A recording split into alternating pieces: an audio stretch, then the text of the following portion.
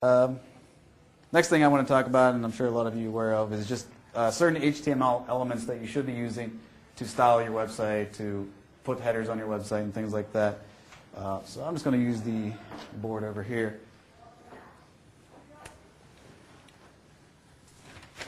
All right, so it's just an example website here.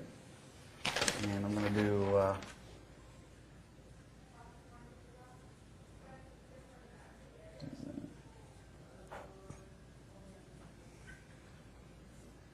right, and so this is the browser.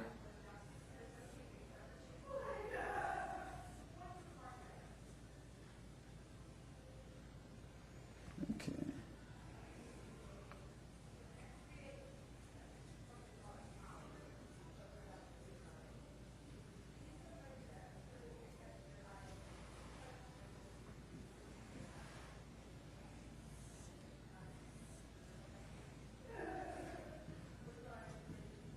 All right, so excuse my drawing here, but so this is a browser, and this is the title bar to the browser, which can be found right here where it says Mozilla Firefox.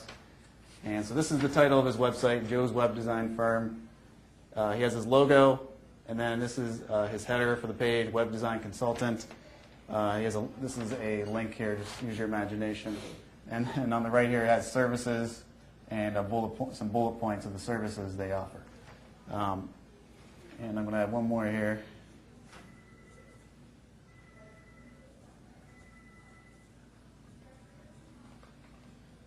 Imagine it says, why hire a web consultant?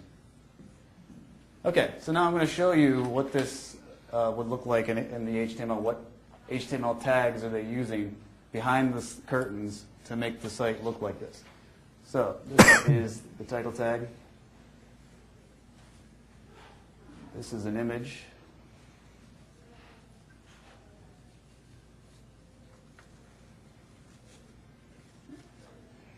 And so this is the image tag, img, source equals, and then the location of the image. This here is the h1 tag, so the main header tag, the primary header tag. They're numbered from 1, 2, 3, 4, 5, 6, and up. But generally, I wouldn't recommend going below 3. So there's the h1. This is a link, so this is going to be a href. So if you're not really familiar with HTML, it's pretty basic stuff, but I would recommend going to like w3c.com and learning there if you aren't really familiar with these tags. So and then the URL would go here, and this is an h3. And these are bullet points: unordered list, list item, and there would be a closing tag. So for the title, it would look like that. / title. So basically, behind in the HTML, this is within the title tags where it says Joe's Web Design Firm. Image source equals, with the location of the image. And the thing you want to do here is to make sure within this code you're using the alt text to describe the image. You want to describe the image first and then fit in the keywords second. So you don't want to make it seem like if you have a picture of a dog and you're putting web design, web design, web design in the alt tag, I wouldn't recommend that. You want to describe the image first and then try to put your keywords in there. So these are basically all places you can fit keywords that relate to the content of the page. And this would be just a paragraph tag. And there's some other tags that I'm not going to go into now, but this is basic website formatting. Does anybody have any suggestions or thoughts? I know most of you probably are way beyond this. Okay. And another thing I try to think about when designing a page is the load time. So if you have a lot of JavaScript and Flash and things in the top part of the site, a Google bot's going to have to load all that first as well. So when a bot comes to that site, it's going to get hung up by all that code and all that loading time before it actually gets to the HTML. So we usually recommend that you put the HTML above a lot of the dynamic languages and things that could take up a lot of load time. So that way your text is read first and then your programs load second.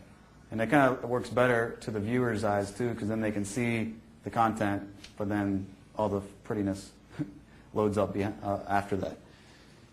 And another thing you can do is don't build a website using tables.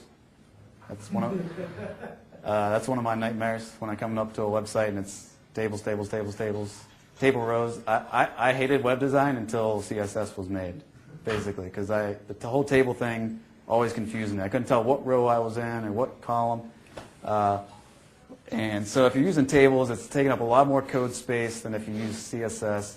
And it also separates the design file from the text. So that way your basic HTML is there, then it loads your CSS style on top of that. So that's another way to increase the load time of your page.